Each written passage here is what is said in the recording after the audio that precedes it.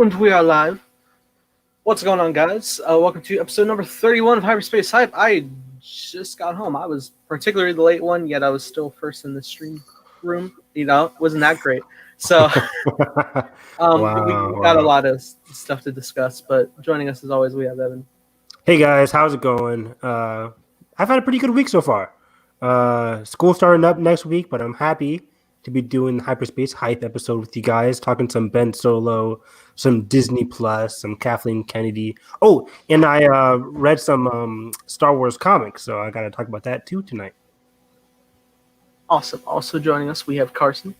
What's going on, guys? Good to be back on the podcast once again. Yeah, and I don't know. Yeah, I just watched Palm Springs. Great movie. I've been hearing about it for weeks. And my girlfriend and I finally watched it, and I feel like we were just talking about this before the podcast, but everyone's talking about time travel movies, and of course, my head instantly jumps to time travel and Star Wars and all these implications, because I always just think of like random stuff that like, what if this happened in Star Wars? Because that's just how my brain works. But yeah, we're gonna talk about a lot of kind of little news tidbits, and then some more fun topics like we've been doing the last few weeks. So yeah. A girlfriend on a Star Wars podcast? He broke the mold. No, but yeah, we got plenty of stuff to discuss. Biggest one fills my heart with such hope. The continuation story of the one Ben Solo. Yes. Which source did this come from again? Was this Noah and Corey from Kessel Run? Yeah. Okay. Yeah, this is exciting. Now, do you guys have the tweet? I forget the tweet that they tweeted out for this. I think I always send these tweets to myself just to make sure. Like everything is like solely based on like, is Ben still here? So I'll look that up. But okay, cool. But yeah, I think they said like it's not sure. Now this is where the discussion begins. Like, is this going to be a pre The Force Awakens Ben Solo or a post The Rise of Skywalker Ben Solo content that is possible within Lucasfilm? I think from the jump, it is interesting that Lucasfilm even wants to go back and continue Ben Solo, because especially after The Rise of Skywalker, I don't know. I just feel like with his death, it kind of just ruined their chances of doing more Ben Solo. So, are you guys excited for that possibility? I mean, for sure. It kind of depends for me. Like you're saying, it feels like, again, I hate the word reactionary, but like it feels like, they're seeing that like, oh, maybe we didn't handle Ben's demise the best. And so like, I don't want the story of like anything we get filling in the gaps of his life to just be like a reaction to that. I really hope that they have some. I think there is potential to tell. We talked about it multiple times in this show of like an animated series that would take place, pre The Force Awakens, and how it could encompass, not only the original trilogy characters, but kind of could be a bridge between, that vacant 30 years that we really don't have a lot of built up in canon, just kind of our assumptions and, bits and pieces between the different shows and books and all sorts of stuff. But I don't know.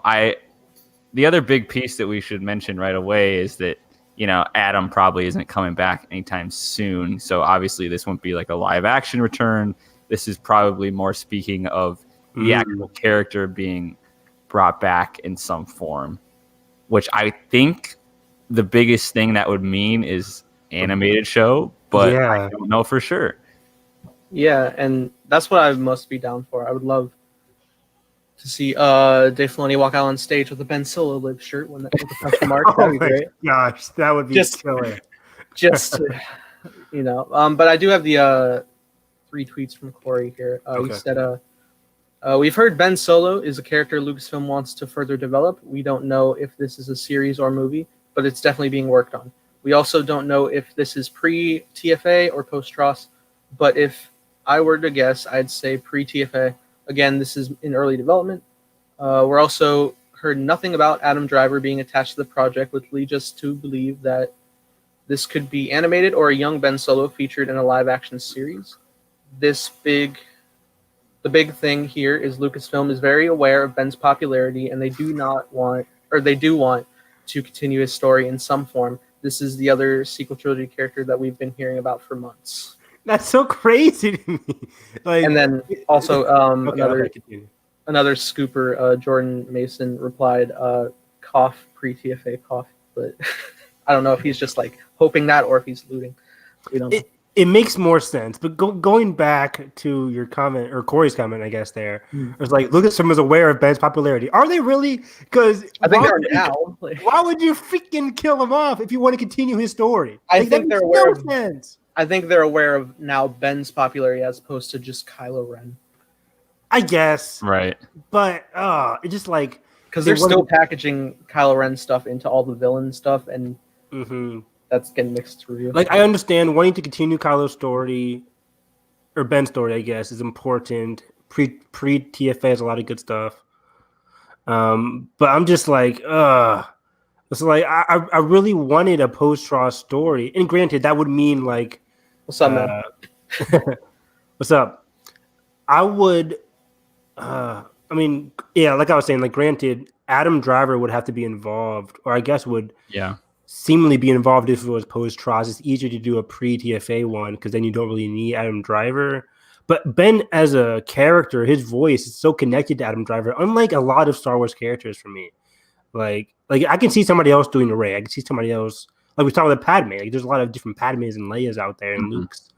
But voice-wise, voice-wise, Ben is so. It's almost like, because, with like with the Vader voice too. It's like, obviously people can do good impressions, but it's never going to be James Earl Jones. It kind of feels like that it becomes so iconic for the character and in Star Wars and in just how Star Wars is brought back. Cause like he was like, from the first get-go, like his voice is like the figurehead thing. And like just like, I think it's so tied to Adam Driver that I couldn't see it being, like you said, post-Tross without Adam Driver, but like I definitely could see because of the age difference, depending on where it's set pre-TFA, like that they could get around that, and I think it would be definitely acceptable. I would like to see the accompaniment of, and maybe not break it up like Filoni did for the story, but like do what he did for Ahsoka for Ben, like tell his early years and then the not necessarily end, but like continuation after the time jump. So you could tackle pre and post sequel trilogy for Ben in animation. Yeah. But yeah, that goes back to like what we were saying with like post-Tross is the most interesting route for me, at least, for Ben Solo to go. But then again, like you have to get a great voice actor to voice Ben. And granted, there are a lot of great voice actors. Heck, dude, Troy Baker, he's a great voice actor. But I don't know. It's possible. But for me, at least, like post-Tross is way more interesting. I know you guys really want that, like the The Force Awakens, Ben Solo, Luke Skywalker content. Okay, but when you say post-Tross, like, I know it sucks, but he's dead. Like, what do you mean by like? I don't know. The resurrection. Like, I know there's ways around it, but do you think it's like based on the corner that they backed themselves into? Do you think it's compelling in and of itself? Obviously, it's one of our favorite characters that it's been, but like if he comes back, what's that story like? Especially if in fact would they be comfortable going back at like having moments with Rey like after the fact, or like if they're ever gonna do an episode 10 down the line in 20 years, like what does that look like? And then do they have to like write over those events because it's animation, that kind of thing? Yeah, I feel like you're definitely gonna have those issues. Like obviously if ever there were to be a 10, 11, 12, which I'm sure will happen in the distant future, 20, 30 years. But I think this could be a good semblance of it's the same functionality of working with the original trilogy characters in the sequel trilogy. They had a 30-year time jump. We didn't see their full 30-year story, but they're in a new setting. So if they wanted to do that 10, 11, 12 with the sequel trilogy characters, you could, but also you can fill in some pieces in an animated format right after Tross. So it would be a continuation from Tross. Essentially, like for now episode 10 before they did a real one. Yeah, like what you're saying there, Nathan. Like I can see 10, 11, and 12 having nothing to do with like Ray. Like I don't think when they do 10, 11, and 12, there's going to be a Daisy Ridley, John Boyega, Oscar Isaac. I think they're going to be either dead or really, really old. So it wouldn't really matter if they continue Ben's story post Tross. And there's a lot of cool stories. Like as I was thinking, I'm like, you can do Ben going back to the rebellion. Or not the rebellion, but yeah, I guess it is the rebellion after Tross. With Ray, Finn, Poe, but then going on a journey of his own, like redemption. There's infinity amounts of cool redemption stories they can go on across the galaxy, looking for ancient artifacts or atoning for like. There's still evil out there, of course. So absolutely, I don't know. I just can't think of anything right now. Ancient Sith stuff, but I mean, yeah. Only thing I would go off of is just like what I've already like kind of assembled in my brain of like the story I want to tell. Just like the whole idea of like having a grand adventure of the resurrection of Ben Solo and like exploring some sort of thing that way, or like retrieving him from World Between Worlds if they did that setup, something like that. Like bridging like new Force exploration, like I would, and every time I would bring up stuff like that in thinking of like creating this path in the series I want to tell, I always look to Rebels and how they explored so much new Force stuff. Yeah, Rebels. And if you're doing animation again, I think again, it's a perfect mix. Would be the ideal choice. Mm-hmm. It'd be a perfect mix right there. But granted, yeah, there's a lot of interesting stuff they could kind of do with pre The Force Awakens too. Like, I don't know why I'm so hesitant about pre The Force Awakens, which it is the most likely option here. But like, we have the Rise of Kylo Ren, we have Bloodline. I would also hope if they did pre Force Awakens that they would not do what they did with Siege of Mandalore and tell the comic adaptation. I think that would be nice visually, because I feel like if like people are just watching Clone Wars, you see Maul get taken by Palpatine, and then you don't know how he's broken free and still in Mandalore. So you're saying you wouldn't mind them doing that, or you would? No, I would prefer them to like in this new route if they like tell like his leading to the dark side, if it like were to go like straight to Force Awakens, adapt the Kylo Ren comic. Okay. Yeah, I mean, yeah, that's possible too. That'd be interesting. A lot of people have some complaints about the Rise of Kylo Ren comics. They knew it was kind of quick. It didn't answer a lot of questions. It is fast. I think you could definitely like flesh it out more. You can flesh a lot of stuff out. Like, there's only one issue about Ben with his students. Like, they do a flashback and Luke's talking about, hey, the Force is like a door. It's like it's opened wide for some people and it's not for others. Like, you could do a lot about that in like a couple episodes. They just didn't do for the Rise of Kylo Ren. Yeah, and I think... And look, well, here, I'll just say quickly before Nathan. Like, I think that I don't think you do an entire show that's just Ben Solo. I think you have Leia and Han in that show. You show the parenting perspective of, like, how they essentially, you know, how Leia got to the point of, oh, Luke is the best for him. And how Han got to the point of, like, you know, how he started to wane off of, you know, being that father figure, and, you know, him and Leia going their separate ways of, like, what does that look like pre their actual split up? You know, it's like there's so much there, and I think Ben is just like a key of the middle of like all these different conflicts between people, and I would love to see not only how that affects Ben in that time, but also like the legacy characters that we know. Yeah, and like to that point, I would ideally want them to do like basically like a combination of both Clone Wars and Rebels. Not the Clone Wars from the aspect of the anthology type storytelling, but like Rebels when you stick with like this big core group of characters that are all interconnected, but they all have different semblance of paths set with them. Like whether it's a Zeb and the race of his people, or all the things with the Jedi Order of Kanan, the stuff with Hera, everybody, Sabine especially.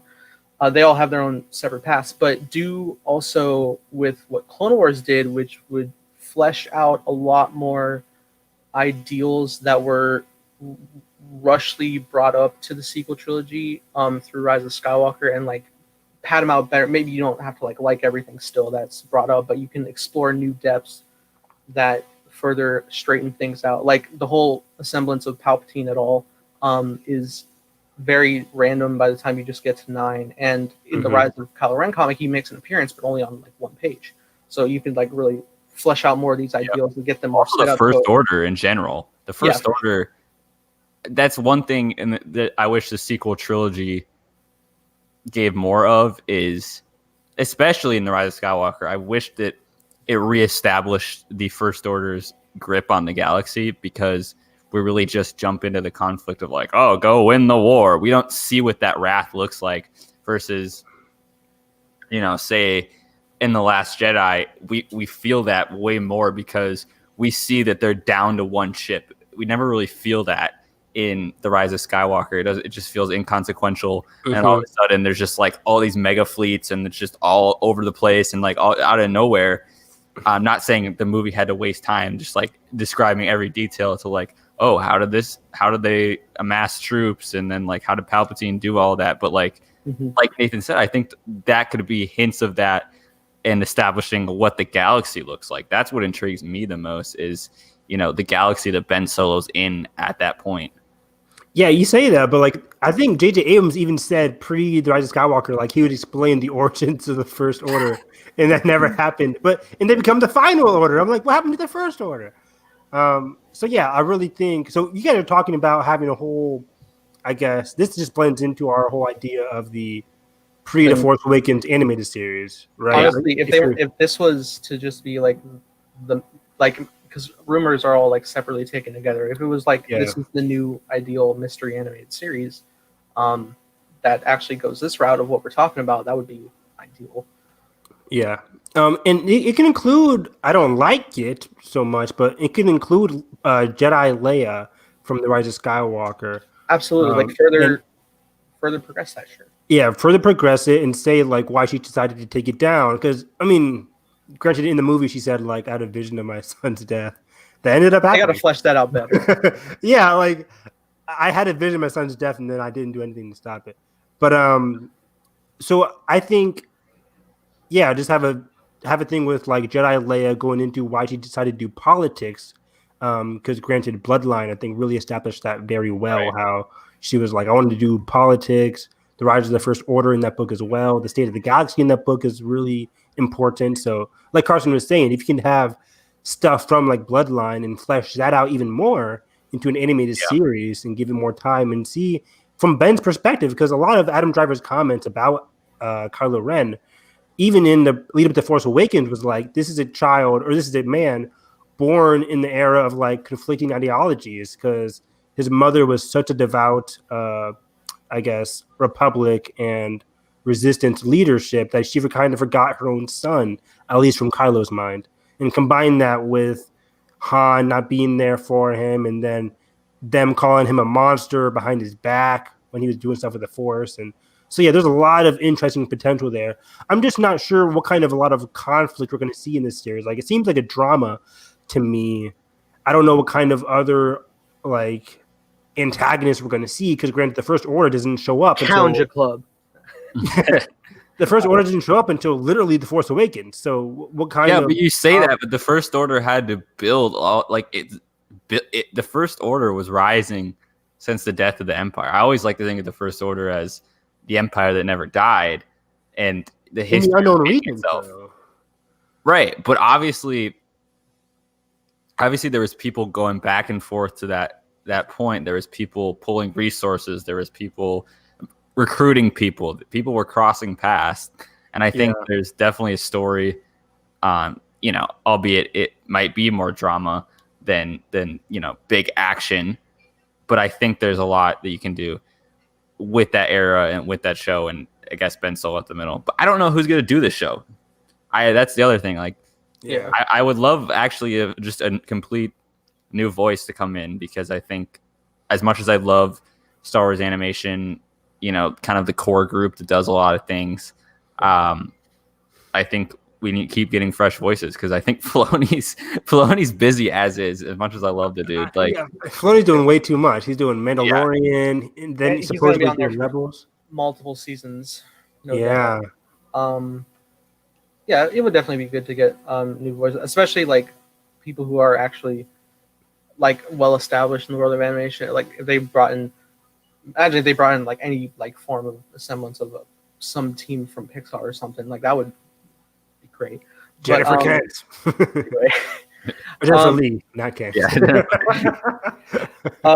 And I think what I would love toward the end of the series is you don't even, I guess, necessarily have to. Well, I would want you to go past Rise of Skywalker so you could bring Ben back, but I think you could also, to keep the flow going, tell a semblance of story that's running congruent with Rise of Skywalker, just like Siege of Mandalore did. Whoa. Because that not only that could be really interesting. That not only has like your new character Ahsoka that you primarily follow, her and Rex, but you still have characters from the films checking in, whether it's Obi-Wan, Yoda, Mace, because they're already like they appeared before those scenes in the movie doing stuff, and then now they're in this new semblance. So what characters could you see happening during like the sequel trilogy? Like if we're talking about, I don't know, give us even more literally, give us the Chewie and Ben scene on the ship that we saw in the concept art, stuff like that. Yeah, like, I would love overlap like that. That stuff would be great. You could probably have more Leia if they already have her an established character. More Rose, no doubt. Yeah, Leia, Rose. This sounds like a big show. That would be awesome. Well, yeah, when you get to it's a long end game, but sure, yeah. Yeah, it sounds very interesting. Like again, I think like we talked about, this is one of the most well requested animated series that they haven't done yet, and there are mystery animated series that they haven't announced yet. I wish we'd be getting stuff like this compared to the Bad Batch, but I'll take what I can get. And the people that did Resistance, are they doing the Bad Batch? Because that's another team that could possibly do this series. I wish I had seen Resistance so I could actually speak to this, because I don't know because I know like doesn't a lot of it like progress throughout the sequel trilogy? Yeah, really well. Like Resistance happens like a couple months before The Force Awakens and a couple months after Force Awakens / Jedi too. So okay, and I know like Ben's on that show too a couple times, right? Yeah. I think he's in the season 1 finale. That's maybe it. Was it a different voice actor for Adam's character? Ooh, like how'd that guy do? Great question. I think he had like 1 or 2 lines. I'm gonna have to look that up. Yeah, I can't remember. And but also to that point, how is Leia and Poe's voice actors in it? They were great. Leia always has a good voice actor. Poe was great too, actually. Oh, Matthew Wood did Kylo Ren. Oh. Hello there. Yeah. Matthew Wood would be a good Matthew Wood for everything, honestly. He's already doing everything. So Steven Stanton, everybody. I mean, I think also like thinking to similar semblances, I never would have thought you could recreate voices like Tarkin or Old Ben, but they've been able to do it. So just to fill in something here, a couple of the main producers from Star Wars Resistance are working on Bad Batch. I'm just looking at the news article. Okay, sweet. Awesome. Yeah. So maybe they could help do this, but mostly I really want it to be Filoni, but granted Filoni is... And it says like executive producing for a lot of those people. So, or like co-executive producer. It says, because it says The Bad Batch is executive produced by Dave Filoni, just has a name on it. Athena Portillo, who did Star Wars The Clone Wars, Star Wars Rebels, Brad Rowe, who did Star Wars Rebels and Star Wars Resistance, Jennifer Corbett, who did Resistance, and then Carrie Beck, who did Mandalorian, Star Wars Rebels, and then some other guy from Resistance named Josh Rhimes. That's a lot of executive producers. Who's there's a lot of writing this series. Interesting. But yeah, I hope that the Bad Batch is a mini series, so they can jump into something else that I think is, in my opinion, more interesting, like this series that we're talking about. Yeah. Absolutely. Yeah. How likely do you guys think this Ben Solo thing even happened? Like in terms of Disney Plus, like how far in the future are we thinking here? Well, if it's to happen at all, and I was actually going to say unironically, I think Lucasfilm is fairly reactionary in regards to at least the sequel trilogy era, just with how Last Jedi: The Rise of Skywalker went, in nobody's particular favor. That much, but I feel like if they keep taking this word of semblance, because the fact that the trilogy is completely done and people are still like vocal about Ben and everybody, I think might stand a testament to things like that. I mean, like looking back on history, Clone Wars was gone for a time until it was brought back. So great point. Things like this isn't uncommon. As far as like when I would see it happening in the future, maybe if they are gonna do it, max 3 years time. Mm-hmm. I would say by 2025 at the latest. Otherwise, it's not happening. Yeah, it's a lot to flesh out, especially if it's like down. And I don't know if they would want to, if they take that long to like wait to see if they could get original cast members back, but that doesn't seem very likely. Not from John Boyega's recent tweets. Not John Boyega at all, unfortunately. But it's funny because people always say like John Boyega hates Star Wars, but like every single Star Wars actor, once they finish the series, doesn't want to come back. Like Harrison Ford, it took him 30 something years to come back as Harrison Ford. So and even to that semblance too, he was killed off in Force Awakens, like he had always wanted. But he was always talking about, I think it would serve the story good. And even his appearance in Rise of Skywalker, like he wasn't apprehensive about it. He was like, yeah, all right, sure. Yeah, exactly. And money talks too. So yeah, and if you can get Harrison, I think you can get anybody. Yeah, you can get John back in a couple of years. But like, hey, buddy, come on in for some voice work. Remember the good times? Pacific Rim 3? Harrison signed. Yeah, I know. Yeah. But man, you look back at the old BTS for Force Awakens. It's so cool, innocent. Yeah. Good times. Miss it. But yeah, it's definitely going to be fun to see where things go, and hopefully they go positively. So, with that said, we will be moving on to a new topic. But before we do, I would like to debut. I have finally finished that Hyperspace logo pretty much the day after last episode. So bear with me for a second while I manipulate my green screen. Max fade all the way. Cool. I'm gone now. Where did he go? How did he do that? Actually, I gotta zoom in real quick. There we go. Nice. Boom. There's so many controls here on the screen. The suspense is killing me. Boom. Yeah. Look at us. Look at that Porg shirt. I love it. Awesome. It's funny because I actually have a Porg shirt. Oh, do you? It's the one with it's one, or I think it's one Porg, and then it's like the rainbow resistance symbol. It's actually the one that's like on Nathan's shirt right there, and then like the Porg's like in front of it, like kind of overlapped. Find it. To that point, Evan, do you have a Kylo Ren shirt at all? I have tons of Kylo Ren shirts. That works out. I have like 6 Last Jedi Kylo Ren shirts.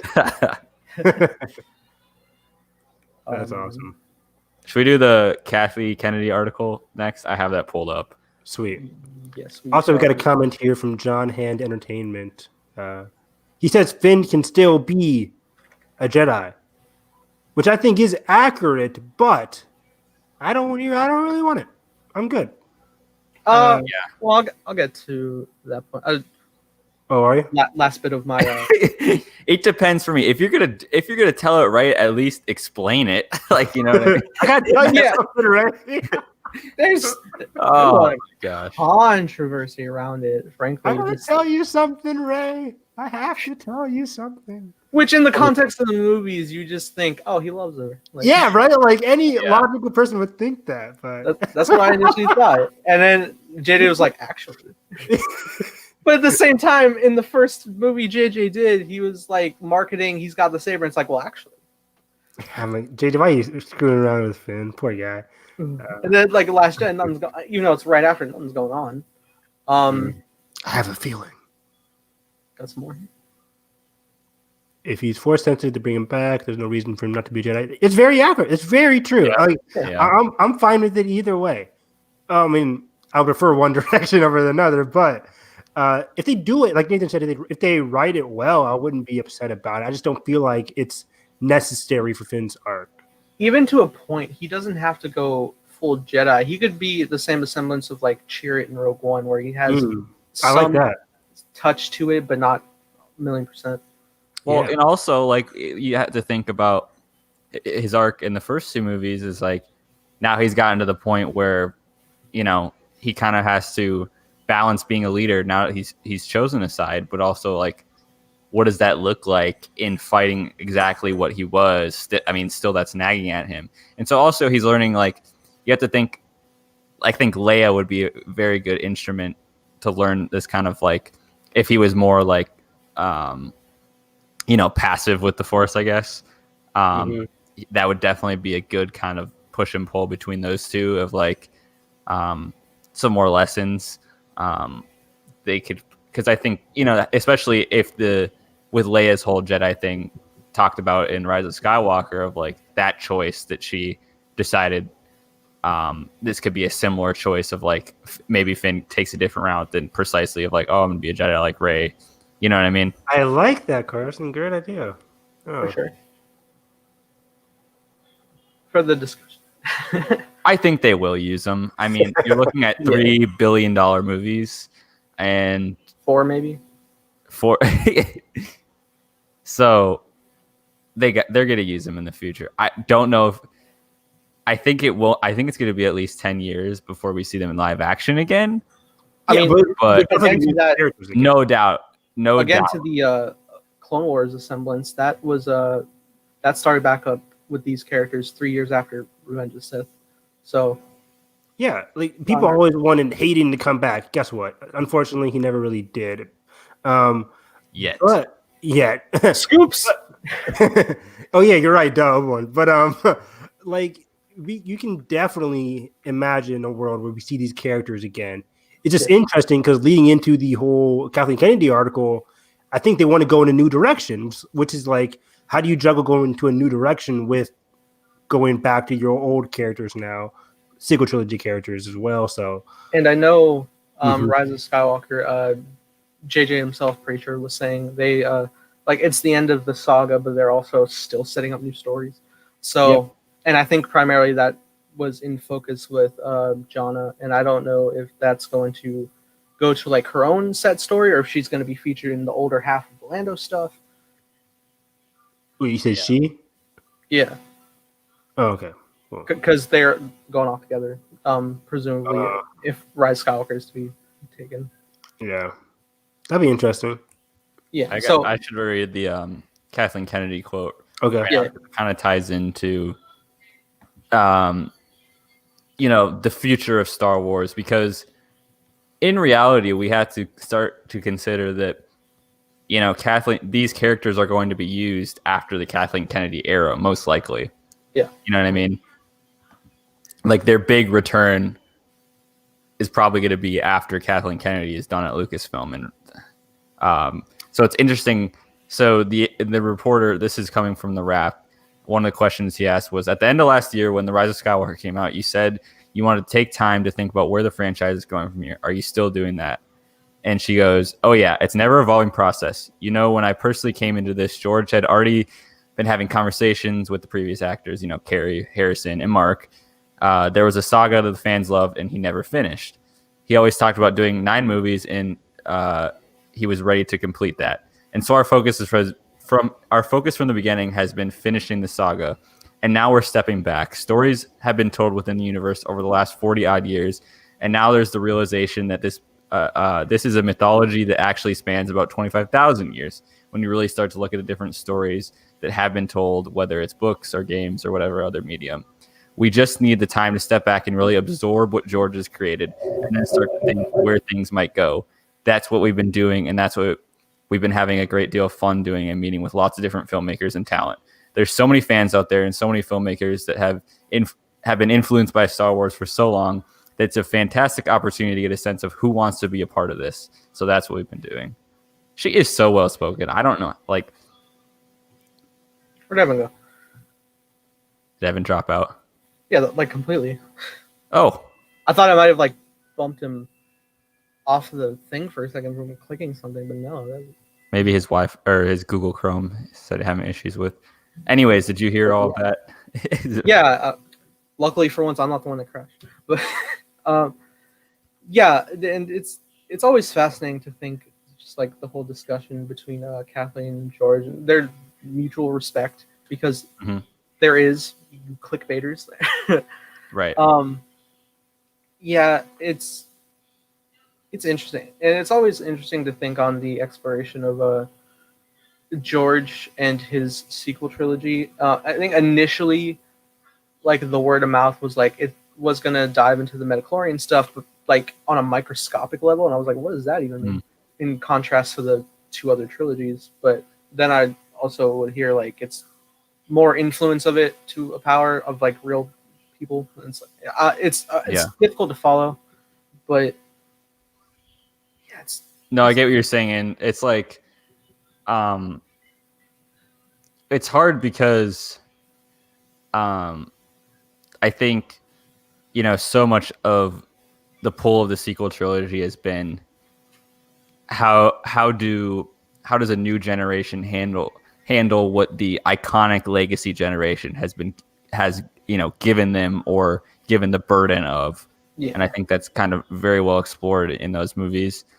And now it's like, it's not like they have to start. Now you have the preconceived notion of all these movies and what Star Wars means. You have a blueprint for Star Wars across 40 odd years, or what she says in the article. Yet at the same time, you need to keep Star Wars fresh by talking to new filmmakers and finding out where you can tell new stories. It seems like, she wants to like push the bar of like, we're not always going to be connected to these 9 films. And I think that's important.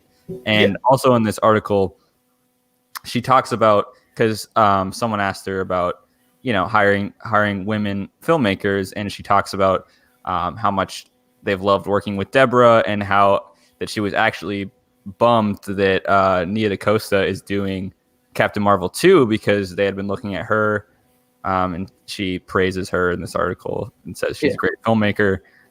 So that was cool to see, and I really hope by the end of Kathleen Kennedy's time at Lucasfilm that a woman does get a huge live action project that's not a TV show. I mean, it's great that Deborah Chow is getting Kenobi, but at some point they need to give a woman a full feature, and I think that should be one of her priorities before she leaves the company, in my personal opinion. Yeah, Disney definitely needs to get more of a role in that, because and Marvel's doing it. DC's doing it. And even to that point too, it's taken way longer than it should have. I mean, even credit to Captain Marvel, that was a co-direct of a Man and a Woman. So, and I think, are they going full female director on Black Widow? Yeah. Yes. It's like Kate Shortland. Yeah. Okay. Yeah. Which is good, and that's coming up. So. Yeah, there was a comment. I don't know if you guys mentioned this, but she was saying how like the TV realm gives people an opportunity to learn how to like be in this universe and how to direct features within our world. But I'm like, that didn't happen to a lot of male directors in Hollywood in general. They didn't have to need practice in the TV realm to go into the live action realm. They just made a small film and boom, they have a big blockbuster on their hands.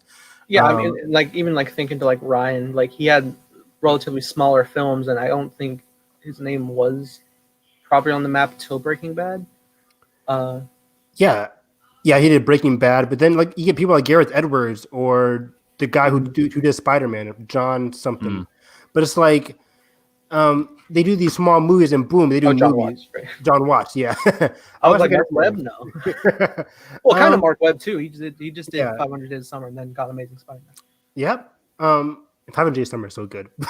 But so like I don't like just the perception I got was she was saying, oh, we have Deborah Chow in the TV world, and they got the hint like, oh, maybe Deborah Chow could do a movie in the future. But I'm just like, there's tons of female directors in Hollywood. You don't have to have them do TV stuff and then jump into the movie realm. Just pick a great female director for a movie. Yeah, a good story. Yeah, exactly. Yeah. Yep. Yeah. Okay. Blackheart's I'm trying to piece through some of the other quotes. We mentioned the Nia DaCosta thing and just the whole, her praising Deborah Chow and working on. This is where she says. Specifically, she says limited Obi-Wan Kenobi series. Which I think we all anticipated. We all anticipated that, but it's kind of nice to see that. It's cool to get skin confirmation. So I also assume Cassian Andor is going to be a limited series as well. I think we've also stayed like no more than 2 seasons on that. Yeah, like I hope these character-centric things are 1 season long. I don't want them to be like 3 seasons of Cassian or 3 seasons of Kenobi. So yeah, this makes a lot of sense. Because it's such a big devotion to put so much time on one character already established, but already established in an era already so known to us. And it goes back to this part of the quote that Evan, you kind of dropped out.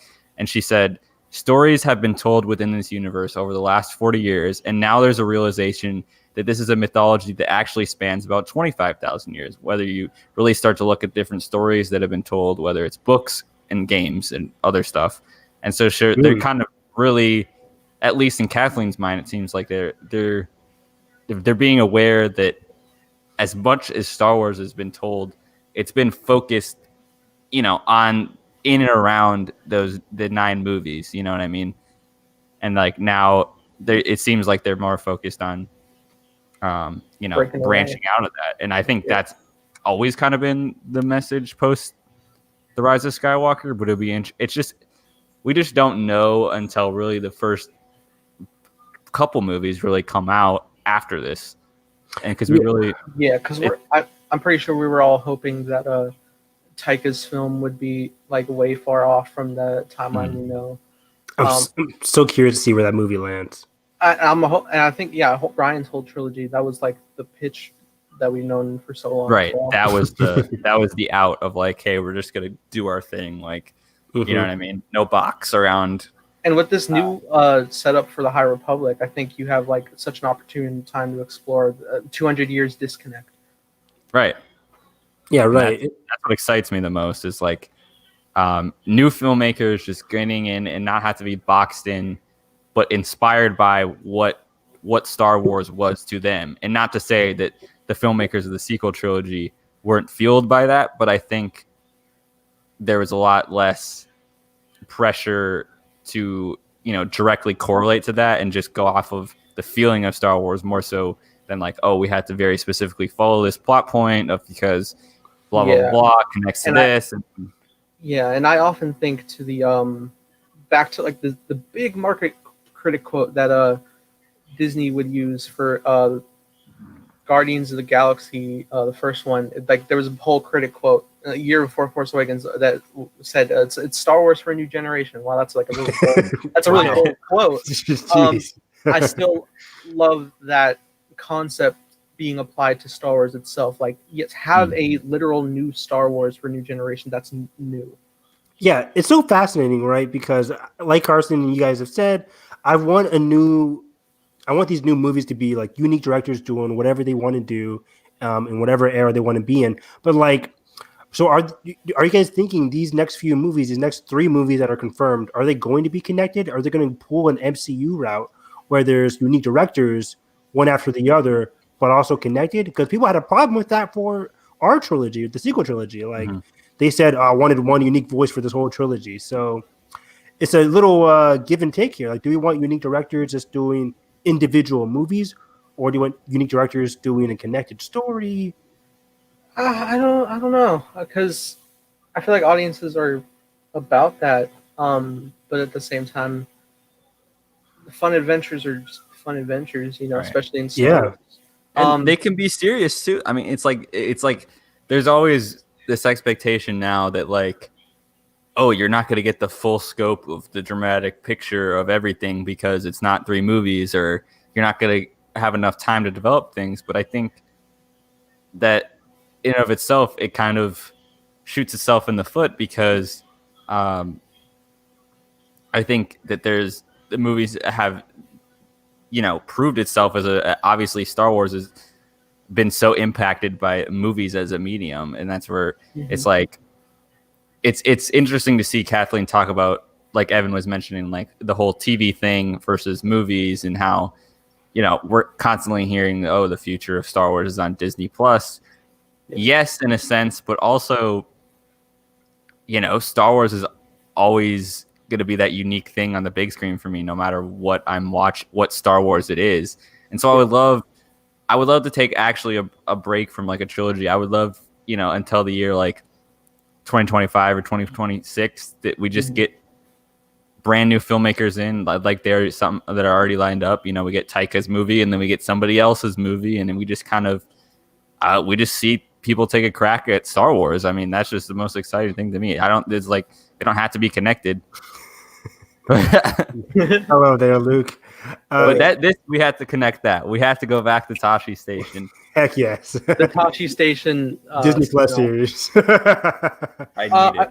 I will say to the thought of new filmmakers coming in, it's fascinating looking at the whole inspiration behind Star Wars, because like looking back on the creation of the original trilogy with George, he was like mega inspired by Kurosawa and Flash Gordon and all those old school serials and stuff, and that's fantastic, and that has created the framework of Star Wars. But I feel like the new era of Star Wars post George, even though I love it, has primarily been focusing, I would say, I think Mandalorian is getting to a good place with it, but I feel like everything was primarily working within the existing framework instead of getting newer inspiration to thrive with it. Even though I love like the new story, like I love Force Awakens, I love Last Jedi and its exploration, but you look to like stuff like Rogue One, where it's deeply rooted to just the existing stuff, and it's the visual style. But like I said, with like Mando, it gets like new inspiration through like stuff with like old timey westerns and stuff like right. And the whole thing with Mando is like, let's go back to the things that inspired Star Wars in the first place. Yeah. And I want to that's a great point that you bring up, Nathan, about the difference between the Star Wars of the past and just kind of like how George was inspired something, and then, you know, because of Star Wars, how massive it was in pop culture and how massive it was as an impact on storytelling, how, you know, a lot of that has been the focus and the lens of like, okay, we're such fans of this. How do we balance paying homage to, you know, the thing that literally raised us as Star Wars fans, to making a movie that inspired us from other things? And it's like, I want to see creators come in and be inspired from, you know, not only Star Wars movies, but all the other movies that they've watched, and just be able to kind of break free of, or have the freedom to break free of, you know, some of like the visual style, and, you know, go into things that they want to do. Totally. Yeah, I support that. Imagine like way down the line we get a Star Wars 100 years into the franchise that's inspired by Knives Out. Like, yeah, give me a murder mystery Star Wars movie. We talked about that, right? Because like Attack of the Clones with Obi-Wan looking for like, where did this dart come from? Like, that's a good point. It's like, I want more of that. Give me more of that. I think it was Ken Knapsack, who I think he's the one who was always like saying he is legitimately intrigued by the politics side of Star Wars. Yes. And I think we're getting that in Cassian. We have to. Yeah, like, I mean, because there are good political thrillers. If you could fuel that into Star Wars. Watch The Americans, everybody. It's the best show on TV. It ended. But doesn't that also have Kerry Russell in it? It sure does. She never got Best Actress in the drama series, but I'm not complaining. Am I? I am a little bit. But anyway. But yeah, just to close this out, like, I think a lot of people complained about Star Wars not going in new directions, but I think, like we've been talking about, there is a lot of interesting stuff with like the not hyperspace, the what is it called? 200 years before High Republic. Yeah. Hyperlane Crisis. Yeah, Hyperlane Crisis, the High Republic. Like, there's a lot of interesting stuff in the comics and books. Disney Plus is giving us new stuff with Leslie Headland and whatever is coming up next. And then in movies, we have Taika Waititi and hopefully Rian Johnson. So I think the future, and there's room for all of it. That's kind of my last point. Is there's room for things like The Bad Batch, and there's room for Taika Waititi doing whatever the hell he wants. And that's kind of what it boils down for me, is like all to it. It's like, if everybody has the Star Wars that they admire and they look up to, or maybe it's inspired somebody, or that was the first thing that got them to Star Wars. That's all that matters to me. Is like, if The Bad Batch is someone's first Star Wars TV show, and then all of a sudden they're like, I'm gonna go watch Clone Wars, I'm gonna go watch Rebels. Like, great. Like, that's all Star Wars ever needs to be for me.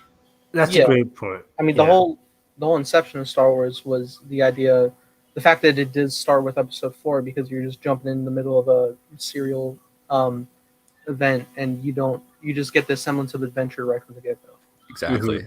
Yeah, and lastly for me too, also like I'm guilty of it too because like I don't want like a Ahsoka TV series, but like if an Ahsoka TV series or a TV series I'm not excited about comes out, I'm happy to know there's still a lot of other things, a lot of other unique things in the future that I could be way more excited for too. Absolutely. To that point, we're gonna get nostalgic. Yeah. That's funny. But before we do, just to touch on last week's fun topic, we held yet another poll. And we will yes, probably weekly now, but this one it's pretty fun. Last week we discussed the best Han and Chewie moments in their friendship and just everything going around. And we have the poll. Our top 4 choices here. I'm going to start from least to winner. At 17% was the Kessel Run from Solo, which bummed because I was kind of expected, honestly. Like I love my it. Personal favorite. I know it's your personal favorite, but people sleep on Solo, and it sucks. Yeah. Come on, Carbonite. Come on, Carbonite. In third place at 26% was a reunion at Jabba's palace. Oh, wow, that's Carson's, right? Is that yours? Come on, people. That's number 26. And with that, our last 2 categories comes down between the Carbonite Goodbye and the Bowcaster sharing from Force Awakens. Come on. And I am here to tell you whether I'm pleased or not. I am here to tell you at 29%, they both tied. Wow! Boom. Right there, all the results. Wow! That's funny. Wow! One more person. Come on. Is the poll over? Is the poll done? I can't get the results. Reopen the polls. I'll go to my other Twitter account and do it. We got to get Jonas to retweet it to properly. This is fake news. We need Jonas's opinion until we can. Yeah, to my shock, coming down to an odd number of votes. Yeah, Carbonite and Bowcaster tied at 29% each. Reunion at Jabba's Palace 26, Kessel Run 17. Yeah, that's nice. Okay, cool. At least it's not last. I'm so happy with Carbonite Goodbye because it's one of my favorite scenes in all of Star Wars. It's so good. Yeah, it deserves to be there. I was watching it yesterday, and I was like, "Dang, man!" Oh, I can't imagine on the big screen, man. My heart, I'd have been tears. And that is to our next topic. In fun discussion, we're gonna talk our favorite theater memories of seeing a Star Wars film. But to that point, a review for you guys from me. I got to see The Empire Strikes Back in true Dolby Cinemas for the first time in theaters. The second time. I'll touch on that in my memories. But seeing it yesterday was fascinating because it's also the reopening of movie theaters. We're back, tentatively, with occasional hiccups of the theater employee. Oh my god! You got somebody fired twice. I have filed complaint. Yes. Not again, and everybody was saying in chat. In this instance, being a Karen is a good thing. And it is because it's people's lives on the line for sure. You're the cleaner of the auditorium. You can't just be breathing that out through your nose. Like I get it, like the mask gets stuffy, but dude, I was doing the same level of cleaning stuff, whether like working with forms of vacuums and stuff, for like the last few months, and I didn't have to adjust my mask off. Like it's possible. You're just like going row to row up down steam. Like you can do tell them. But anyway, I got to see The Empire Strikes Back, and that was pretty surreal. I was surprised to see that they actually had current running trailers for new releases coming. Initially, I was like, oh, it sucks. I'm stuck with all the PG Kids movie trailers because it's a PG film. But it was still running good because I got Lord Miller's Connected film at first, which was nice. Interesting. I got a couple of. I got this weird comedy with Robert De Niro. It's a children's film. I've never heard of any of these movies. Yeah, that's fine. You haven't heard Connected? I've never seen a trailer for it. I don't think I have. Right? Lord of Miller. You follow Lord of Miller? They've been tweeting about it for. Huh. It's the one that. Remember if it's the not other day? Spider-Verse, I'm not listening to it. Oh, how does this not branch you off to check out more things? Anyway, then I also got a trailer for Soul. It was I think the most recent trailer I hadn't seen, and it was just like I was watching. I was like, I am gonna cry. Pixar. Oh my god, if that doesn't get a theatrical release, will cry. It was still given the date for November, so I was connected. Yeah. And then You are. Dude, it was so funny. The whole time these trailers were going, there was like a little kid in like one of the back rows that was just like tentatively waiting to see what the rating was so that he could go see it. And he was like, PG, yes. And then like the last thing they played was the Black Widow trailer, the final Black Widow trailer. And I've seen that trailer so many times. Me too. And I hear the kid, I'm back listening for him, and it says the film's not yet rated, and he's like, "Oh, well, I guess we'll see." And I'm sitting here like, "Boy, it's gonna be PG-13." Yeah, what are you thinking? I love like the accents in that. It's like we have unfinished business. Like, we're family. Stranger Things guy shows up and just like is like slaps his belly. I'm just like, oh, what is happening, David? I feel like I've seen this movie already. I do too. I especially do because I made a super trailer of it, so I've seen all the footage. So, and I had to replay it so many times. I was like, I'm so tired. Wow, you're gonna Age of Ultron yourself, Nathan. I did, and I didn't see like I didn't dig into like multiple TV spots, but I got the main trailer stuff, and now I'm tired, and it tanked, so it was worthless. Update: Nathan will not be seeing Black Widow. He has already seen it. Kevin no, Feige, please. I'll say I saw the trailer again. So watching it in Dolby was great, but I saw it in IMAX tonight for Inception, and I was just like feeling like every explosion and blast more so than Dolby, surprisingly, and I was just like, I can't wait to see a Marvel movie again. It's been a while. It has been a year. Far from home, right? Over a year, yeah. But to get to the main point of Empire Strikes Back, of course the dude has to cross my path as soon as the Star Wars logo comes on. Wow. To cuss him out. Get the immersion broken. No, but it's surreal because you hear the classic 20th Century Fox fanfare going. Man. Which is so good. Everything. It's so good. I love how the screen is black initially, and then you hear it fades in on that, and then you see the 20th century. Yeah. Oh, it's perfect. It's so good. And you just see the emerald green to gold Lucasfilm logo, the old classic one. Wow. My favorite logo. It's so lovely. And I think they not completely to that point, but they used the classic Lucasfilm logo for Siege of Mandalore, which was great. But then it comes a long time ago, and I'm like looking at the print, and I'm like, this definitely feels older print. And then it's the Rise of Skywalker. Is this the original edition? Is this? No, it wasn't. But I was because I know all the changes, so I'm just like, hear this. Yeah. Wow. Always in my brain, but a long time ago, and then boom, Star Wars, and it's so surreal to just visually see Episode 5, Empire Strikes Back. Man, Vader is hellbent for Luke, like all that. It's so wild, and then just to see classic Star Destroyers sending down probe droids and on the big screen, everything. It's so wild, and in Dolby Cinema, no less. So let me tell you, tell us about Cloud City. We want to know about Cloud City. Oh, Cloud City is first off gorgeous to look at. The bass built into the Dolby seats is very impactful. So anytime there's like a big explosion, Echo Base is falling apart, and AT-AT drops to the ground, you're feeling it, and you're just there. And it's so good. It's super immersive. When it hit me emotionally because Han is frozen in carbonite and he has to say goodbye, and it sucks. But then you feel when the carbonite hits the ground, and I'm like, my heart. Oh, it hurts so good. So how was the fight though? The best fight, according to our poll. But no, the fight was grandiose for sure. It goes by so fast too. The whole climax of Empire is fast, man. Like I feel like there was no time. The whole film is fast. We were saying this back with like the 40th anniversary actual date when we were all like watching.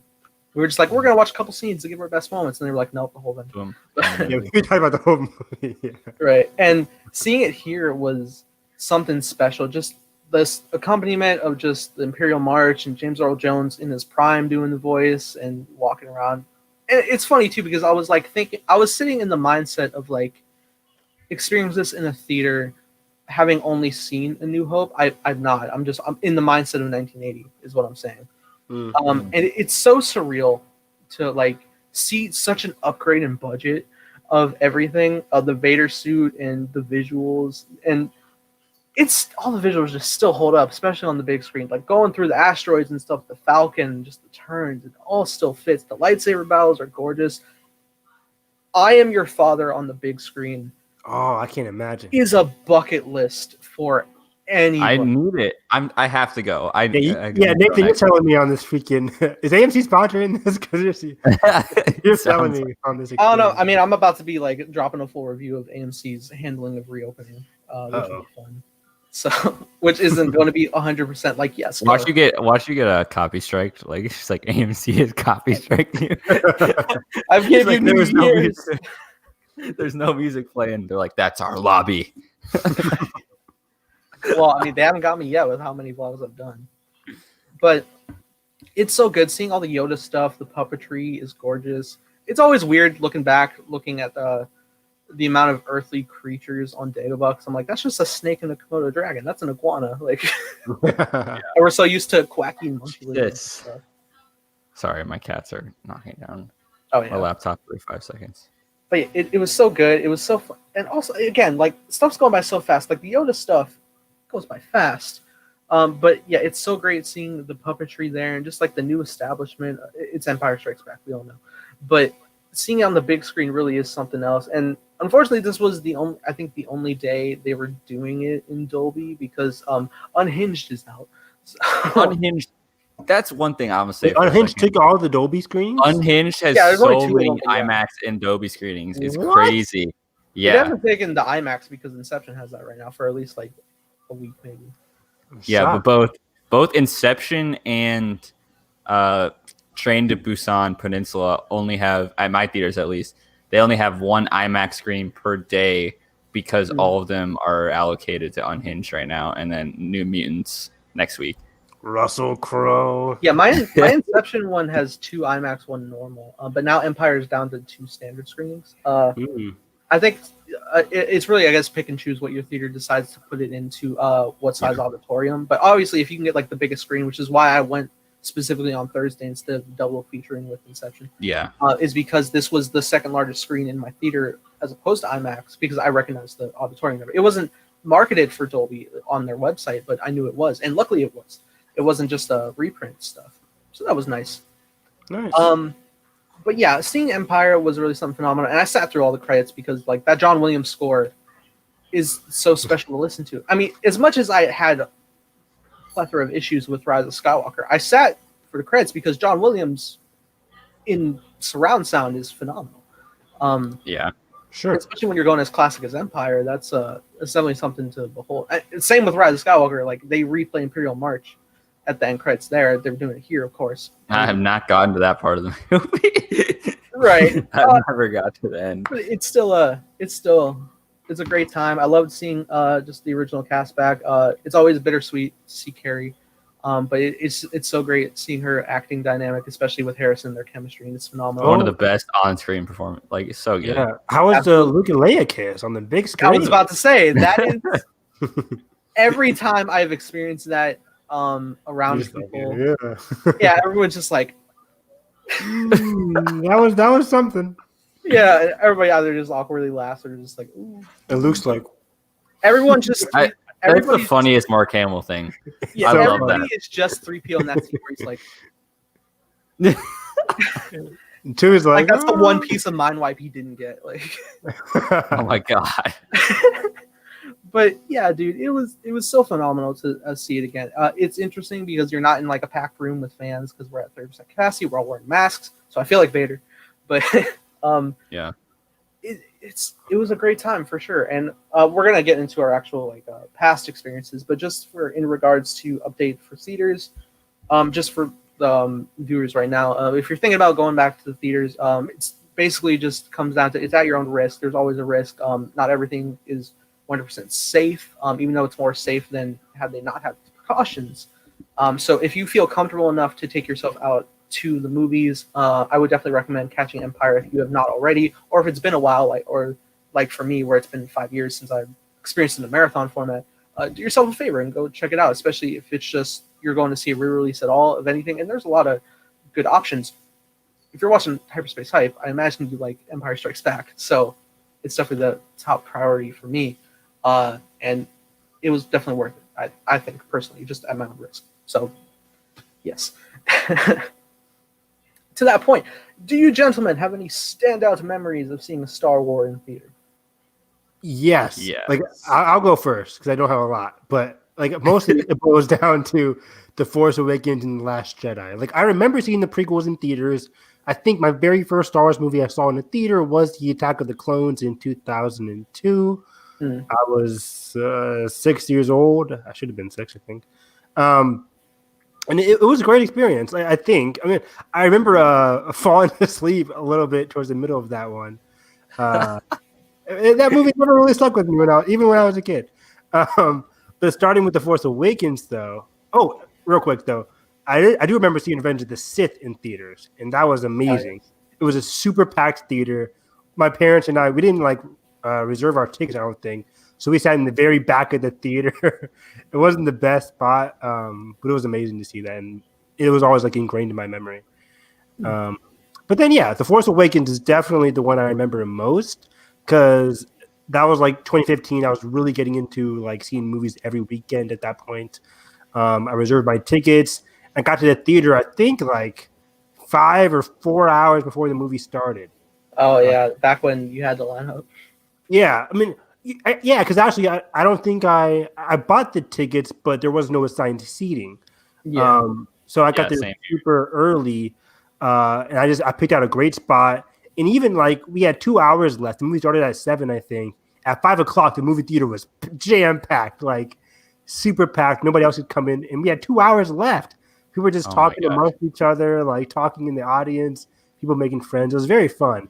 And then when you first hear the fanfare from The Force Awakens, I'm just like, oh, like straight chills. Like people were clapping like during the Lucasfilm fanfare. Then when boom, Star Wars, people are clapping. War. People were just like, it was. There was so many cheers in The Force Awakens thing. Yeah. For me too. But honestly, two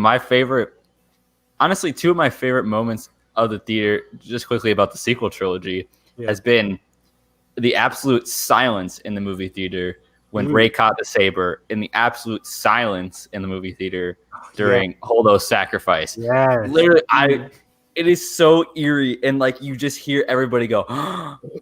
And I love that. I love when you can hear that, and the sound cuts out, and you hear that. It's the best.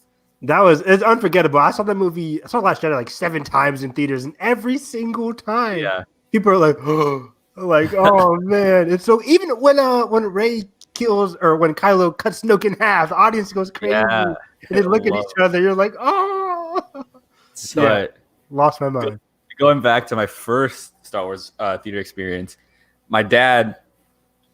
So my mom didn't want me to see it, Revenge of the Sith, in theaters. But PG-13, a Star Wars. Yeah, big deal back in the day. I'm the first child. Blah blah blah blah.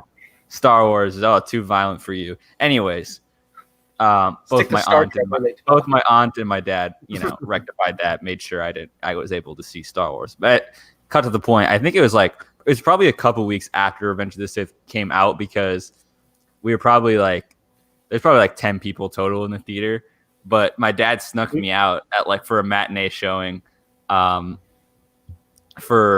think it was on a Sunday afternoon or something. We snuck out to go see Revenge of the Sith.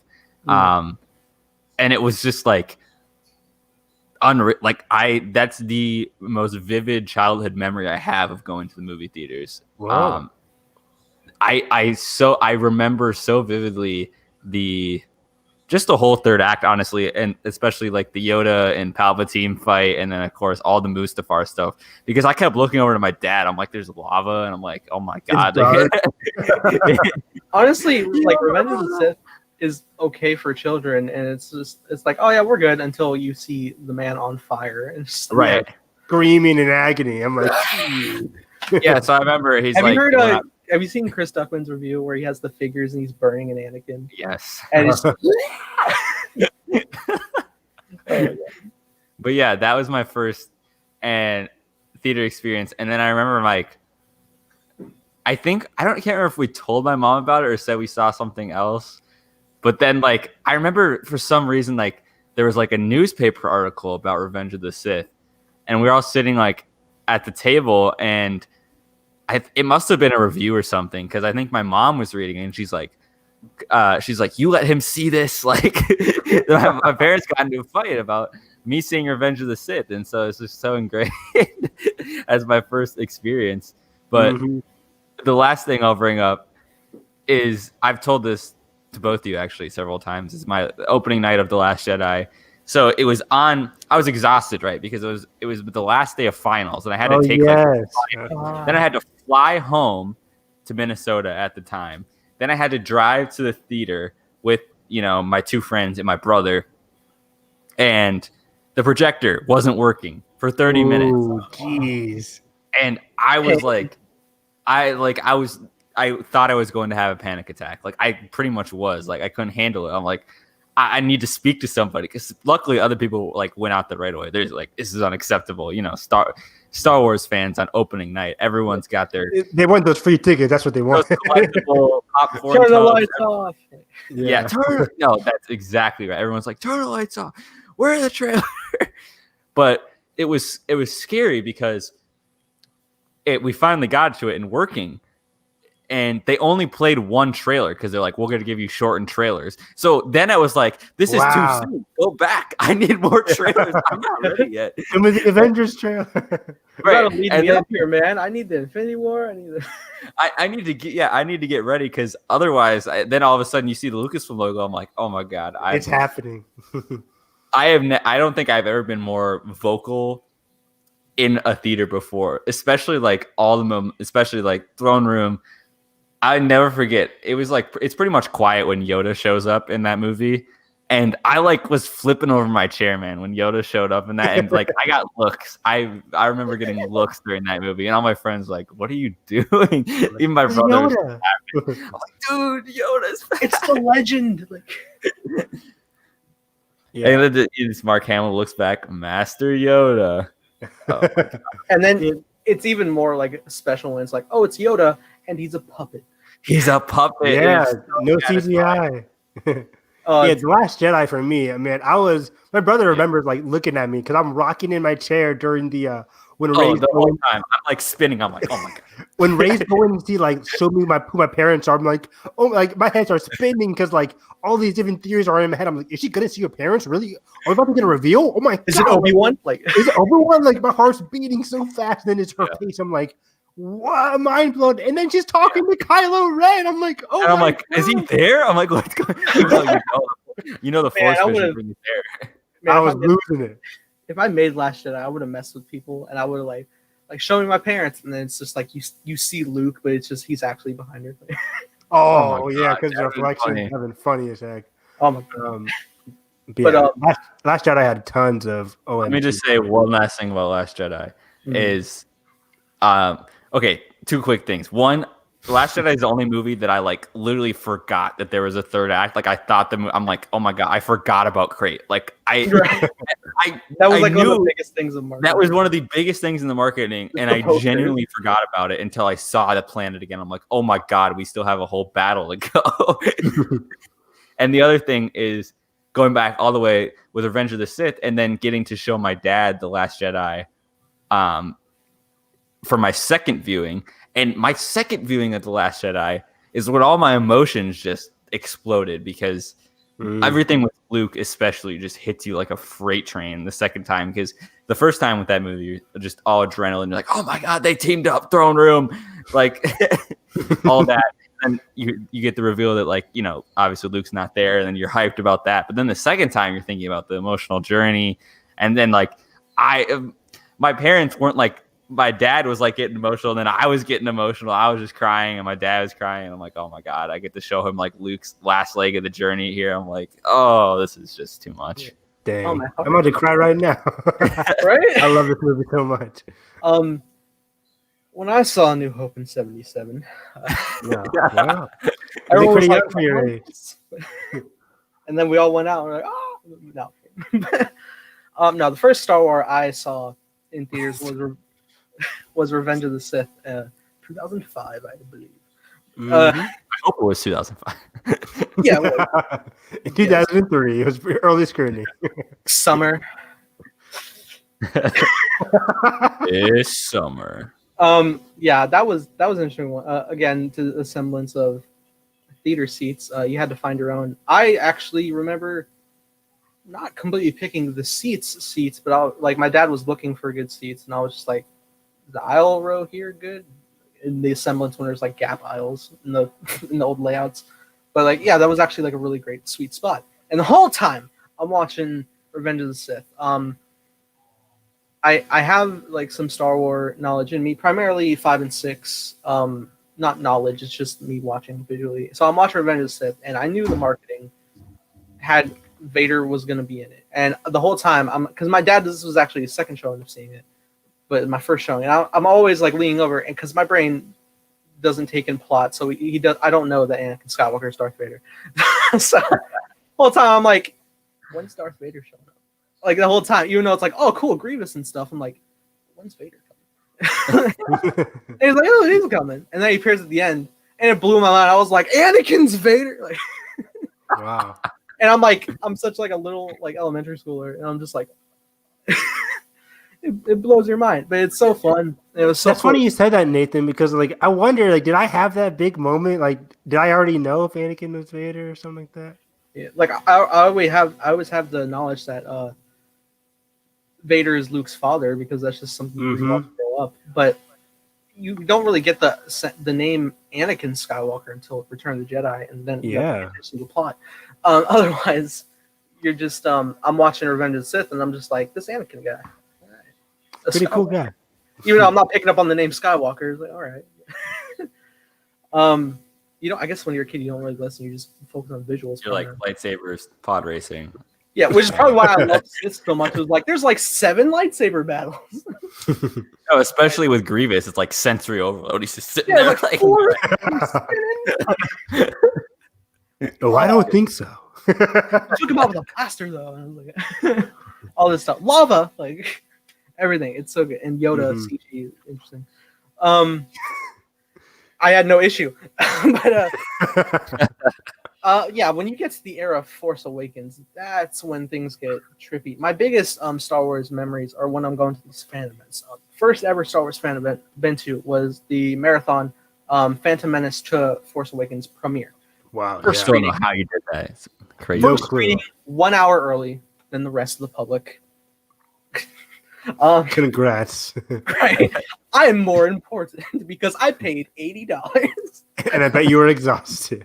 I was. That was such a trip because it was such a big event to lead up to, because I knew the event started with Phantom Menace at 1 in the morning. 1 in the morning. Oh my God. Which is so wild. And Couldn't be me at all. the whole time I'm trying to like shift my sleep schedule, and I stay up the whole night prior. I have to run some errands with my mom, so I'm like, all right, we're just gonna go out, and I'm starting to like doze off at doctor's appointments and stuff, and I'm just like, no, but I gotta get. And then I get home, and it's like noon, and I'm like, I gotta crash now, and I do, but then I wake up at 5 p.m. and it's like, oh, it's too soon. It's too soon. You gotta go back to rest. But I couldn't fall back asleep, and like my family was having normal dinner hours, so I was just like, I guess I'll eat. I can. I'm trying, and then, like it's such a countdown because you're not just getting to like the end of the day, you're getting to 1 in the morning to start your adventure. So we like go and we like get pre-planned 5-hour energies to take at a certain point when we start getting. So who all went with you, Nathan? Just me and my dad, and that was Okay. cool because this was a birthday gift from my mom to me, and 2 tickets. So I got to essentially take my dad to see Revenge of the Sith 10 years later to the same theater. Nice. Sweet. It's like poetry, it rhymes. So that was great. But yeah, we start with Phantom Menace and we go through Attack of the Clones. Those are the only films I went to go pee during. Nice. As you should. I would take a 2-hour and 30-minute break with the Attack of the Clones. No, I was like, Anakin's in the temple, but I gotta pee. Dooku's with the other separatists. I gotta pee. But then everything else, I was like, no, we're staying. And Revenge of the Sith comes, and it goes by fast as hell. It's so fast. Mhm. This is where the fun begins. Yeah, and then that ends, and then we start getting to a semblance of trivia, and like to win prizes and stuff, which is fun. But I'm also disoriented, so I'm like, chronologically, Boba Fett is in Empire, right? No, clone. Damn it. I lost a poster, but Still That's fun great. because the theater Nice. was like, hey, people who are chilling here, yeah, here's this kind of concession stuff. Also, here's free Krispy Kreme glazed donuts. It's like, okay. Wow. At like 6 a.m. when you finish the prequel trilogy. 6, 7 a.m. And then you start getting I'm into A New Hope, and I'm halfway, and they're doing the swing across the trench on the Death Star. And I'm like, I'm starting to fade out. I can't, it's original trilogy. I must make it. So it's like 5-hour energy. Let's go. I pop it back, and it's like, okay, I'm good. And then I'm starting Empire, and I'm like, second win, baby, let's go. And I'm watching it, and like, it's hard to like take this all in because you're 5 films in since 1 a.m. and now it's like Literally shaking of exhaustion. Almost. Like 5-hour energy, just. Oh, we'll get there. But like, I'm watching, I'm just like, oh, we're already like to these iconic moments, and like I'm trying to take it in. So luckily, doing that yesterday, I was able to take it in much more. And now I'm at peace. But I watched Empire, we go through, and then there's a small time gap, and then you watch Return of the Jedi, and you know the crowds kind of like murmur here and there at funny moments, but when they actually start feeling their hype is when they blew up the Death Star for the second time, and everybody's like, all is right. the crowd packed at this point with Return of the Jedi? Like, is there a full crowd? Yeah, no, that was funny too because most the assembling of the crowd doesn't appear until after the prequel trilogy, which even the theater workers were like, haha, you know. They happen. So be mindful of your seating, even though we're reserved. Yeah, we go through everything, and then like the main primary audience is all here. Pretty much it's sold out screening because it's everybody here. I met like these 2 YouTube guys that run a very popular channel called List 25. They were sitting at like the front row toward the end, which horrible seats, but you know, still good on that. They made like a drive to come to this, and it was like, oh my God, impressive fans. So that was cool. But yeah, the Death Star explodes. Everybody's like, woohoo! And you get to the victory celebration at the end. Everybody's like cheering, like, we did it! Orlando. The sun! You seen that gif of Billy D just dancing? Yeah, so I love that. It's so good. Billy D. Yeah, so that was phenomenal. And then when Return of the Jedi ends, we have a full hour break before Force Awakens. I'd have been knocked out. And it's such a whirlwind of going through. I'm on a concave of unhealthy consumption because we're stuck in a theater. We're not leaving to go to food because there's not that much time in between. So I'm over here like after Revenge of the Sith eating a mini breakfast pizza from the concession or just having popcorn, drinking this like high C orange and drink multiple times, which thank God I've progressed today to actually like have an interjection of water. I think that fueled why I felt this way during Force Awakens because it's starting up and to the semblance of Carson, the lights were still on during trailers, and I was like, they better not. They cannot. I put my life on the line for this.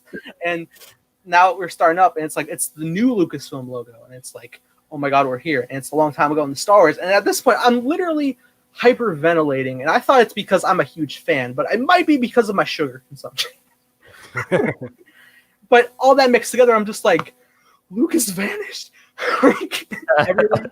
And you're just like, what the hell? And so you just run through all this, and it's so mind-boggling.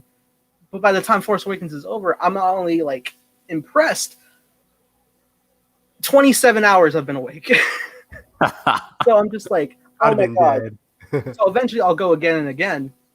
But to that point, that was so wild. And bringing to the next point, I went to a double feature IMAX screening of Force Awakens and Last Jedi, which was great. See, I wanted to do that so bad. Me too, man. Me too. It was, look, it's something special for sure. Because going opening night, they had it was specific event night, so it's like this close-off thing. It's one of those things where again you get to see an hour early. I think Force Awakens was at 3:00 and Last Jedi was at 6:00. Everything else was at 7. They had collectible popcorn tins, which I have all 3. Like one of which had like the trading cards of I think it was BB-8. I remember those, and I think Poe's helmet. And I actually got the trading cards, which was great too. But yeah, I bought all the collectible tins. One of them was the trading card one. One was the red clothing posters that featured Rey, Finn, and Ben. Ooh, I have that too, I think. And the third one was the Celebration teaser poster. All these collectible popcorn tins, and I have them all, and they're great. You also got a discount free medium popcorn with it. So all of us individually per ticket got that. So that's cool. Everybody got their own thing. And yeah, and then you're rolling in to the actual screening and you get to see Force Awakens. And I'm like, such a stickler because I go so much in IMAX, especially, and I'm just like, is it actually the real IMAX print? And they're playing it, and they get to the only scene that actually has the IMAX sequence, which is the Falcon on Jakku. And as soon as I see the screen pop up, and I'm like, it's aspect ratio. Oh my god! I get to see it with my eyes, like, which I did get to see once in 2015 in 3D. But now I'm here in 2D. And it's so phenomenal to experience. And the only time, because the crowd has seen Force Awakens, obviously, but they get lively, kind of like what they did with Return of the Jedi, in my memory, which was Rey caught the saber and everybody's like, woohoo! And then it's Luke on the cliffside, and then it ends, and it's like, we get to see what's next, finally. Oh man. I need to rewatch those movies right now. All of Last Jedi, everybody's having a blast. Not very divisive theater to me. Everybody else is. Yeah, the first night screening is super. Isn't positive. that so funny? Like, and then it just progressively gets quieter and quieter each screening. And it was so nice because at this point in my life, I've met Ryan Johnson, so that was pretty cool. And so we're at the fan event, and Last Jedi is about to start, and he has a special opening monologue on screen, which is fun. And it's fun because he's just like. Celebrating the fans and thanking them. It's like, oh, it's so cool. Was he wearing a sweater?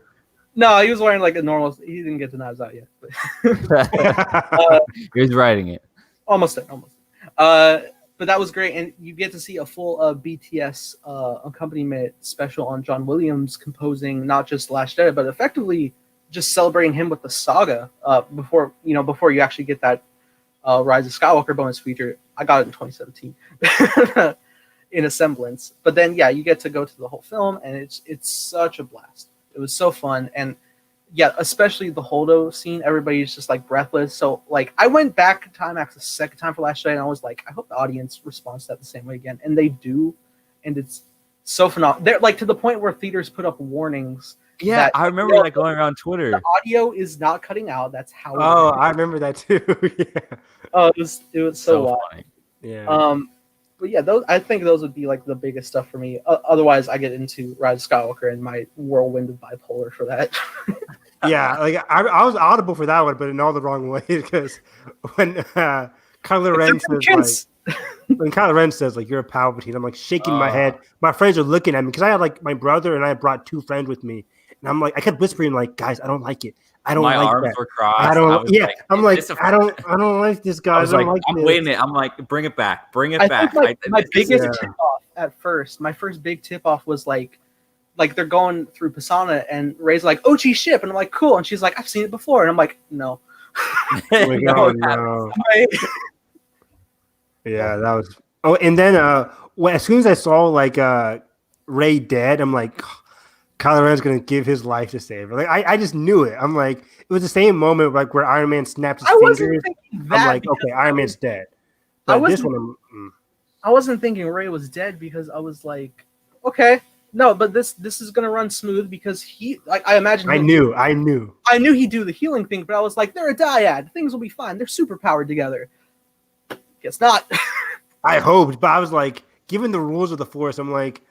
I don't think he's gonna. And I was. There's no rules with the Force. Yeah, there isn't really. Rebels taught us that. Very good point. I still think that entire shot is reversed. I keep looking at. You're still on that once a week. I don't know why. There's a similar thing with like Revenge of the Sith when Anakin's in the chamber. Somebody's like he blinked reversely, like. Blink reversely? No, yeah, like when he's staring out for like one shot for some reason, like when he blinks, it's. Oh, did they extend weirdly. It? No, it's like it's sped weirdly, like where like he comes off like faster or slower from like the blink, so like it like flickers differently from. It's other like blinks. the Tusken Raider in A New Hope because where it goes back and forth. I love that so much. It's so good. It's always like fun to notice these editing tricks, but in this case, it's like. Daunting because you're just like, what they change? Yeah, Ray's like happy and but the kiss that was the weirdest theater experience for me because I just sat in the parking lot for 30 minutes. I didn't know what to do with myself. Like were you alone, Carson? Yeah, I was alone, and I'm wow. I've never been. I can't imagine doing that alone. It was so hard, man. To my point, though, I went with a friend, and like we finished, and he was like, "I had a fun time," and I was like, "It was something, all right." I was like, "I'm thrown off," and you know me, I'm Mr. Positive, so he looks at me and he's like, "Whoa, did you not like it?" I was like, "I did." I don't know. And then we sat in his car for a minute, and then he had to leave. But I'm sticking around for a second showing, so I'm in the same theater, the biggest IMAX theater with almost sold out showing with fans. Everybody's like, "Let's go Star Wars," and I'm sitting there like, "You guys aren't ready." Yeah, no, like nobody should feel so gloom and like dead inside when a long time ago is on screen.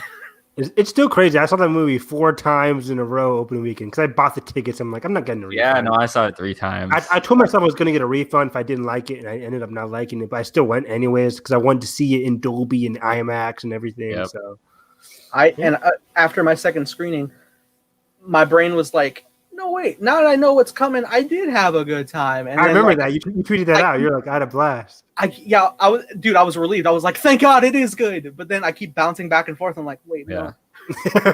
No, that's what I did too. I'm like, I need to justify this to myself. Was it like you're just like looking for excuses to like? I can't let this actually this. I can't let this journey be for nothing. The end culmination where I flew to Chicago, Carson's jumping on my shoulder, like everything. And to that point, I'm so happy with the Journey to Rise of Skywalker because like my channel blew up this past year because of Rise of Skywalker. Rise of Skywalker, yeah. I tripled my numbers because of it, and I was like, I owed everything to this film. And I was like, everything must come together correctly. Like the stars are aligning, everything's good. And then I watched, and I'm just like, oh. And nowadays, I'm in the accompaniment where like it's a fun adventure, but I have so many key issues. Yeah. Have you guys seen it since? Have you guys seen any of the Star Wars movies since? Or I guess Nathan just saw Empire, but I saw Empire twice, I guess. But no, I haven't. It's crazy. I haven't seen my rewatch. No. Yeah. For our lightsaber discussion, I started watching the crate battle for Last Jedi, and I got so sucked in to watch the rest of it to the credits because it's that good. So when I'm on that point, that's pretty much the only thing I've dove into for Star Wars. I watched The Phantom Menace because I was starting this drinking watch series, which I need to get back to. Because that's all filmed. I just have to edit it. My emotional self at like. Oh, you already did. Did you Attack of the Clones too, or you just? No, I haven't gotten that far yet. That's why I was saving like my drinks for so long, and then I was just like, I'm not getting to it. And I'm in quarantine, and I think White Claw might expire. I don't know, but no. But to that point, watching the end of Last Jedi made me more hopeful for a revisit. And even though I'm very apprehensive to see the disconnect between 8 and 9, I'm excited to re-experience the sequel trilogy. I think I'm still gonna have a good time. Yeah. Yeah. I need to watch them, but I need to give it the shot of watching back to back to back because I haven't done that yet. Yeah, I might pull the Carson and just watch it in the fall, like after my Harry Potter binge. September 1st, I'm telling you, you'd be like, all right, Prisoner of Azkaban, Half-Blood Prince, here we go. Honestly, I know we like so many people in our chats, not jokingly, but like we always like tirelessly say we should do like some watch party. But I think it would actually be fun to do a sequel trilogy watch party. I would love that. I had a blast Hyperspace doing commentaries. Honestly, we could stream. Yeah, we could. Like, I had a blast doing that reaction. It wasn't a video, but it was on Discord with your Siege of the Sith thing with you. Oh yeah, I made a Star Wars with You made a Star Wars. That was so much fun. It was like late at night. I was just chilling with you, and we were just watching the Siege of Sith. That was amazing. Yeah, it was fun to like present work, full length edited work to people, especially one of that length. But the Google Drive is down again. Oh no! No, literally, like Dropbox is up. Here we go. Like Drive crash. I have to go to Dropbox. That's also kind of crashing. Mega file. Let's go. But now Drive has sustained itself, and I think it got over 200 active downloads. I was so apprehensive to say that for legal reasons. That's crazy. But Yeah, dude, it was wild. So and even to this day, I keep getting like occasional notifications where people are like, "I wish there was a 4-hour cut of Revenge of the Sith," and people are like, "Have you checked this out?" And they quote my tweet. And I'm like, That's amazing. the fact that they still have it like saved, I'm like that's cool. Mm-hmm. So yeah, it's Star Wars is fun at times. Most times, I'm excited for the future for sure. But I think that about wraps up the show, and good reason because I am also. I want to real quick. I want to review the Darth Vader stuff. Oh yes, the Darth Vader comics. Yeah. I read the first. I think there's 4 issues, but I read the first 2, and I'm in the middle of reading the 3. Yes, this is the Greg Peck run from. Got it. So right now, there's currently 3 different runs. There's one from 2015 to 2016, which is 25 issues. That Charles Soule. That's no. The one after that is. I'm forgetting the author right now, but yeah, the one after that, the 2017-2018 run is Charles Soule. That's also 25 issues. But then right now, Greg Pak is writing a Darth Vader series, which takes place after The Empire Strikes Back. And I've read the first 2 issues today. I'm like, mind is blown. The writing here is fantastic. The art is amazing. And the way this comic is set up is so good. Like, we've always, like, for the past, 2 series now, we've grown accustomed to Darth Vader's inner thoughts, especially in Charles Soule. But with this one, like, seeing his reaction to Luke's death, and there's like a panel where it juxtaposes Luke falling down with Padme saying like, "I can't follow you to the dark side," and Shmi falling down as well, saying like, or she wasn't seeing anything, she was just dying. So like he's envisioning his failure to have Luke join him with his failure to save his mother and his failure for Padme to join him in Revenge of the Sith on Mustafar. And it's just excellent. And then there's a lot of what? So this whole accompaniment with the exploration of this this new Vader run, it's set post Empire. Yeah, it's all post Empire. And there's a lot of Attack of the Clones references, which I loved because I guess that's the main movie where you get Anakin and Padme's relationship. And for sure. Yeah, because she gets fairly sidelined in the Sith.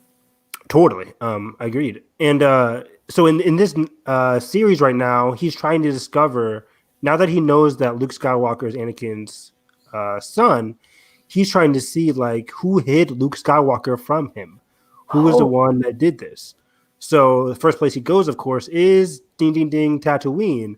And he visits some certain grave sites there. But then Darth Maul. Yeah.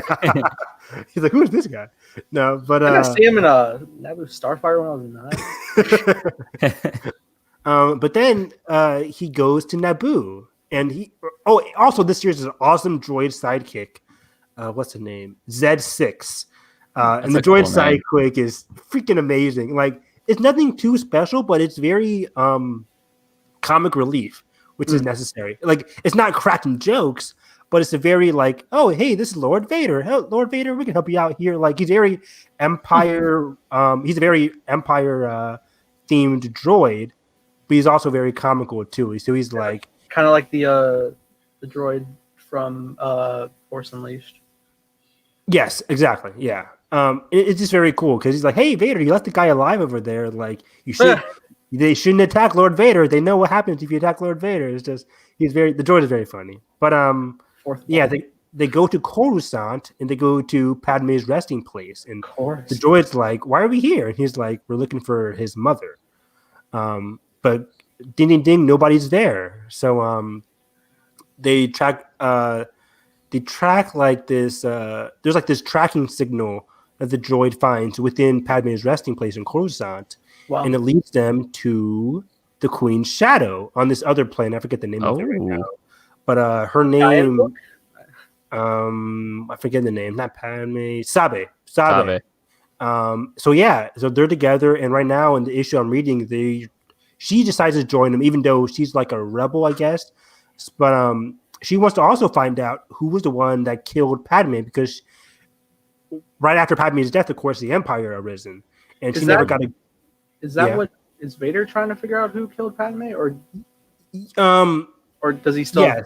At the same time, he's trying to look for like what happened, like who hid Luke away, but that led him to discover like, okay, something also happened to Padme. So now him and Sabi are on the same quest, like what really happened to Padme, maybe this will give me more answers to what happened to Luke. Yeah, because thinking back on Revenge of the Sith, he was like very questionable. Like, no, it couldn't have been me. Like, yeah. And it's so fascinating because he wants to find out what happened or who hid Luke away, because when Luke rejected him, he thought that was a sign of weakness on Luke's part. He's like, I gave this kid an opportunity to be strong, but he rejected me, and it's all about weakness. It's a very weak thing to do on his part. And he flashes back to Anakin saying, like, I need power, Padme. Only my power can save us now. So his whole mindset is like, if I have power, I can do anything. I can rule. I can defeat the Sith. I can defeat. Man, that's how you got here. Exactly. I know, right? It's so tragic. It's so ironic. Damn. Great timing. But yeah, so far, guys, this comic is freaking incredible. That makes totally me recommend it. After watching Empire, like I was like a Jones, and like I kind of want to just keep continuing and just go into Jedi, but like I really want to jump into like runs like this before jumping into the films. I feel like they really. So are these comics coming out weekly?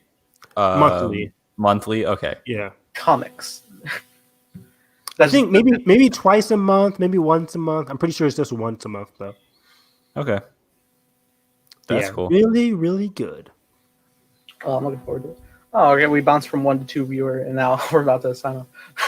But sorry, but I had quite a fun time. And we actually made it under time for our remainder stream time until tomorrow when it resets. We did it. We did it. Not that it would have actually cut us off. It said it wouldn't, but still, it's fascinating. We did it. Like, hey, guys. Sponsor us, StreamYard. We're your biggest fans. Look, man, I've started crashes. They should give me like insurance time. Yeah. They're like, here's 20 minutes. You get 20 minutes. So we had quite a fun time. I'm looking forward to discussing further semblance of Star Wars. Maybe actually get a Mandalorian Season 2 trailer in the next week, perhaps. But I guess we'll touch that stone when we get there. Scoops, yes. So with that being said, Carson, where can they find you? You guys can find me at the movie theaters for the first time in 5 months tomorrow, and also on Twitter at the Film Carson. I'll be tweeting about my viewings this weekend, about Inception, about the Train to Busan sequel, and of course Tenet coming up, but also some Star Wars stuff, and hopefully we get that Mando Season 2 trailer, some more Baby Yoda, some more Razor Crest, some more all of it. I'm ready to dive back into the show. It seems like it's been way too long and way too short at the same time, so I'm excited to see it back because with everything going on, it feels like, and even in the article that we mentioned today, they finished filming this show for Season 2 5 days before everything shut down. So it just seems like it's meant to be everyone's, escape. So I'm excited for this to finally premiere in October. But yeah. Evan, where can they find you?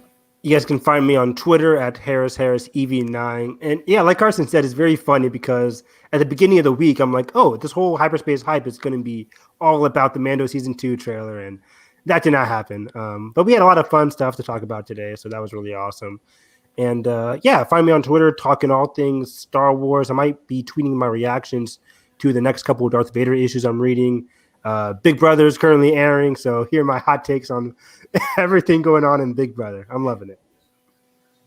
And as always, you can find me here. All of our links in the descriptions below, and I will be freaking out tomorrow with probably multiple trailer reactions from DC fandom, so that'll be fun. Going to be a fun time. I'm also going to, in the next day or two, get my full review of returning back to movie theaters. It's safe as a not, just more full layout of what I said today, in terms of not really the experience of the films, but just the experience of the new normal of theaters currently. So with that being said, if you did enjoy our stream, you can hit the like button, subscribe if not already, catch Hyperspace Hype every Friday. And with that being said, I hope you have a great day, and may the Force